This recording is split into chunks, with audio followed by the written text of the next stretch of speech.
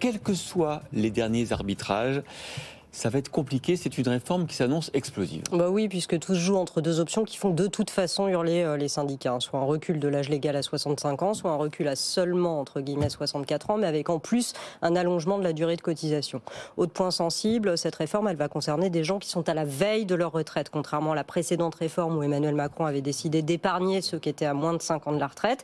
Cette fois, c'est pas le cas. La première génération concernée, c'est celle qui est née dans la deuxième partie de 1961, donc des gens qui potentiellement s'apprêtaient à partir à la retraite dès l'été prochain et qui vont devoir, à la dernière minute, travailler un peu plus longtemps que prévu. Enfin, tout le monde sera concerné, y compris les carrières longues, c'est-à-dire les personnes qui ont travaillé suffisamment avant 20 ans et qui potentiellement peuvent aujourd'hui partir à 60 ans.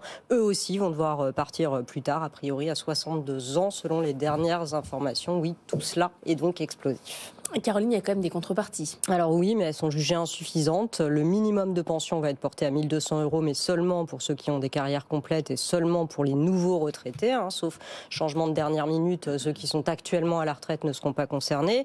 En ce qui concerne la pénibilité, cette fois, plusieurs critères qui avaient été sortis du dispositif par Emmanuel Macron en début de quinquennat vont être réintroduits. C'est le cas des postures pénibles, de la manutention des charges lourdes, mais il faudra ensuite déterminer quels métiers peuvent en bénéficier et que tout cela soit négocié au sein des branches. Et puis enfin, en ce qui concerne l'emploi des seniors, le gouvernement a bien prévu de mettre en place un index des seniors pour mieux surveiller le comportement des entreprises sur la formation, le recrutement des personnes de plus de 55 ans, mais sans sanction à la clé. Donc tout cela est jugé très insuffisant par les syndicats. Je sais que vous n'êtes pas Madame Irma, mais est-ce qu'il faut s'attendre à un mouvement social en début d'année? Alors, ils ont, en tout cas, les syndicats n'ont jamais quasiment été aussi remontés.